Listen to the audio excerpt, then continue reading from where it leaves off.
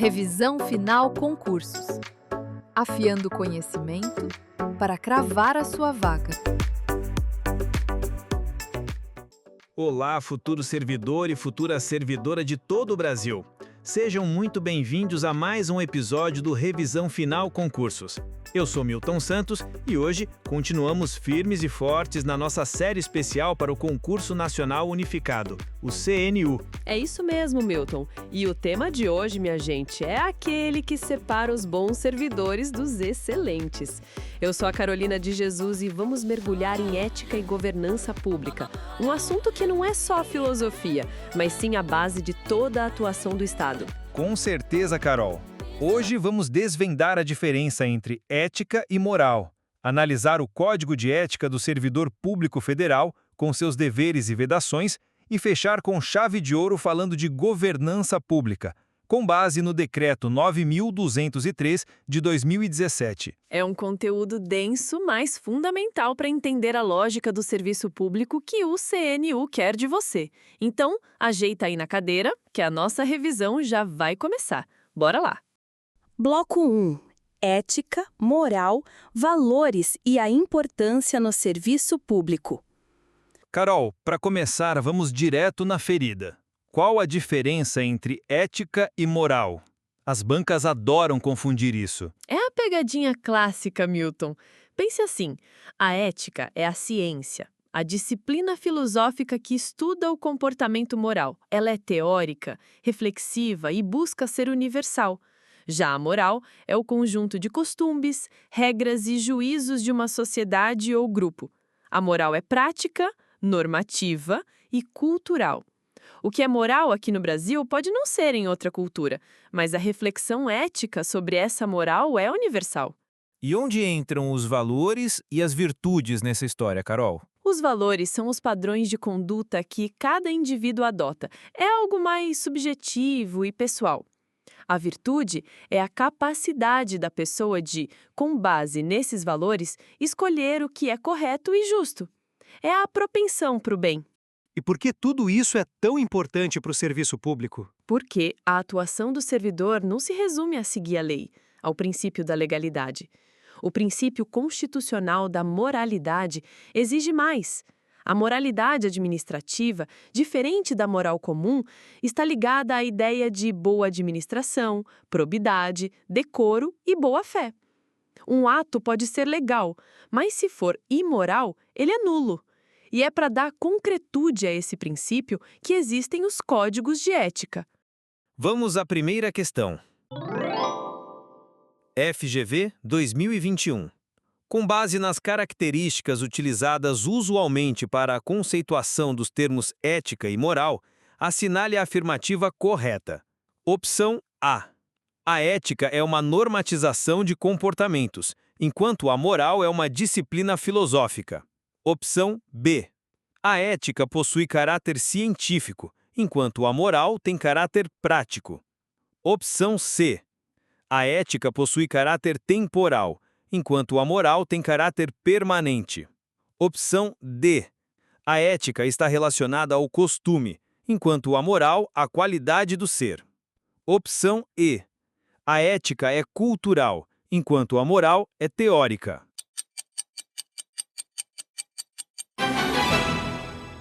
A alternativa correta é a opção B. Vamos entender por que as outras opções estão incorretas. Opção A. O erro está em confundir os conceitos. A ética é a disciplina filosófica que estuda a moral, enquanto a moral se refere ao conjunto de costumes e valores. Opção C. A afirmação inverte os papéis. A ética é mais permanente e universal em seus princípios, enquanto a moral é mais relativa e pode mudar com o tempo e entre diferentes culturas. Opção D. A moral, e não a ética, é que está diretamente relacionada aos costumes de grupos de pessoas. Opção E. O erro persiste na inversão dos conceitos. A ética é teórica, porque reflete sobre os princípios e valores. A moral é prática e cultural, sendo influenciada por fatores como religião, história e política. Bloco 2. O Código de Ética. Regras deontológicas. Milton, vamos entrar agora no Código de Ética do Servidor Público Civil do Poder Executivo Federal, o Decreto 1171 de 1994. A primeira coisa a saber é: a quem ele se aplica? Ele se aplica a todos os servidores públicos civis do Poder Executivo Federal. E o conceito de servidor aqui é bem amplo. Inclui quem presta serviço permanente, temporário ou excepcional, mesmo que sem remuneração, em órgãos da administração direta, autarquias, fundações, empresas públicas e sociedades de economia mista. Exato. E o código começa com as regras deontológicas, que são as regras de dever. A primeira delas diz que a dignidade, o decoro, o zelo, a eficácia e a consciência dos princípios morais devem nortear o servidor, seja no exercício do cargo ou fora dele. Esse ponto é fundamental, Carol. A função pública se integra à vida particular do servidor. O que ele faz no dia a dia pode sim acrescer ou diminuir seu bom conceito na vida funcional. Outra regra importante é que o servidor não decide só entre o legal e o ilegal, mas principalmente entre o honesto e o desonesto. E a moralidade administrativa se consolida no equilíbrio entre a legalidade e a finalidade. Não basta o ato ser legal, ele precisa atender ao bem comum, que é a sua finalidade. Questão FGV 2024. Após a sua aprovação no concurso público de analista da Comissão de Valores Mobiliários, Carmela entendeu ser importante rememorar as disposições constantes do Código de Ética Profissional do Servidor Público Civil do Poder Executivo Federal, na forma do Decreto número 1171 de 1994, verificando corretamente no âmbito das regras deontológicas que: Opção A. O servidor deve prestar toda a sua atenção aos princípios constitucionais da administração pública, de modo que não precisa zelar pelo cumprimento das ordens de seus superiores, se entender que são contrárias à eficiência, sob pena de ser considerado negligente no exercício de suas atribuições. Opção B. A função pública deve ser tida como exercício profissional e, portanto, é dissociada da vida particular de cada servidor público. Assim, os fatos e atos verificados na conduta do dia a dia em sua vida privada não podem acrescer ou diminuir o seu bom conceito na vida funcional. Opção C. A moralidade da administração pública não se limita à distinção entre o bem e o mal, devendo ser acrescida da ideia de que o fim é sempre o bem comum, que é estritamente delimitado pela lei. De modo que o servidor público consolida a moralidade na medida em que atende estritamente aos comandos legais. Opção D. Toda pessoa tem direito à verdade. O servidor não pode omiti-la ou falseá-la, ainda que contrária aos interesses da própria pessoa interessada ou da administração pública. Nenhum Estado pode crescer ou estabilizar-se sobre o poder corruptivo do hábito do erro, da opressão ou da mentira, que sempre aniquilam até mesmo a dignidade humana, quanto mais a de uma nação.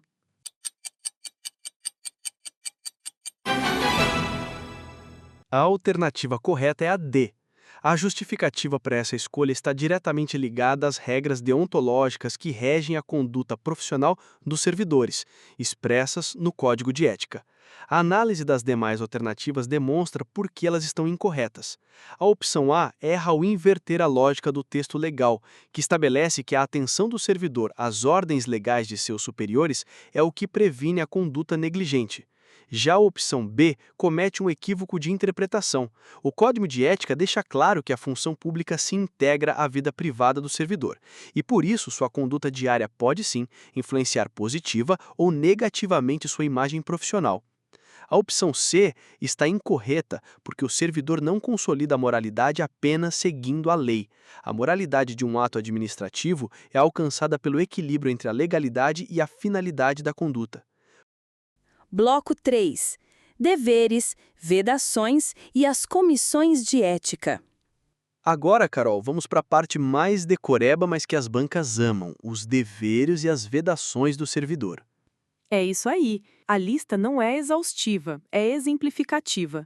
Entre os deveres fundamentais, temos exercer as atribuições com rapidez e perfeição, ser probo e justo, tratar os usuários com cortesia, ter respeito à hierarquia, mas sem temor de representar contra ilegalidades e resistir a pressões para obter favores.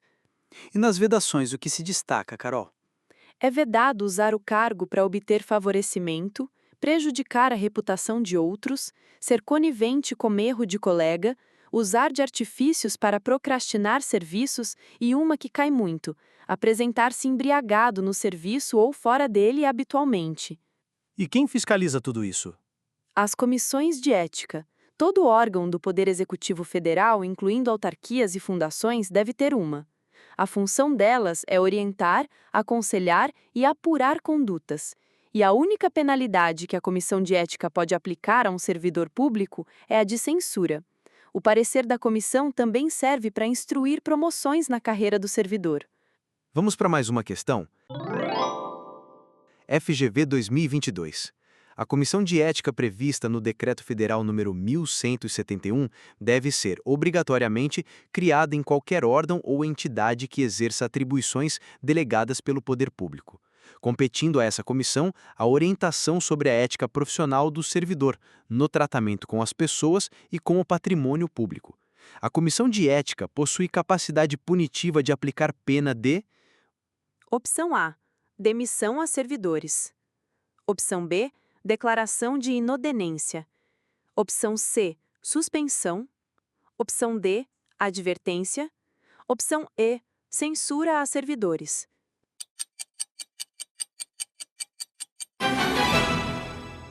A alternativa E está correta. Conforme o inciso 22 do Código de Ética, a única penalidade que uma comissão de ética pode aplicar a um servidor público é a de censura. A justificativa para essa pena deve estar detalhada no parecer da comissão, assinado por todos os seus membros, e o servidor que cometeu a falta deve ser notificado. Bloco 4. Governança pública no governo federal. E para fechar nosso episódio, Milton, vamos falar de governança pública, um tema que está super em alta. Com certeza, Carol. A governança no governo federal é regida pelo Decreto número 9.203 de 2017. Ele define governança pública como o conjunto de mecanismos de liderança, estratégia e controle postos em prática para avaliar, direcionar e monitorar a gestão, visando conduzir políticas públicas e prestar serviços de interesse da sociedade. O decreto se aplica à administração federal direta, autárquica e fundacional, mas não às empresas públicas e sociedades de economia mista. Ele estabelece princípios importantes como a capacidade de resposta, integridade, confiabilidade, melhoria regulatória, prestação de contas, accountability e transparência. E como a governança funciona na prática, Carol? Ela funciona por meio de 3 mecanismos: liderança, práticas para assegurar integridade, competência e responsabilidade nos cargos mais altos; estratégia, definição de diretrizes, objetivos e planos para que a organização alcance os resultados pretendidos; e controle, processos para mitigar riscos e garantir a execução ordenada, ética, eficiente e eficaz das atividades. Vamos fechar com uma questão da VUNESP de 2022. Assinale a alternativa que apresenta apenas princípios de governança pública, de acordo com o Decreto 9.203/2017. Opção A. Capacidade de resposta, transparência, impessoalidade, legalidade e confiabilidade.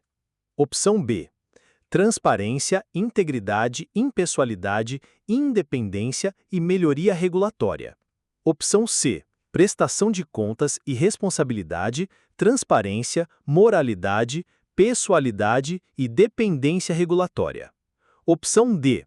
Capacidade de resposta, melhoria regulatória, transparência, integridade, confiabilidade e prestação de contas e responsabilidade. Opção E. Legalidade, pessoalidade, moralidade, dependência regulatória e capacidade de resposta.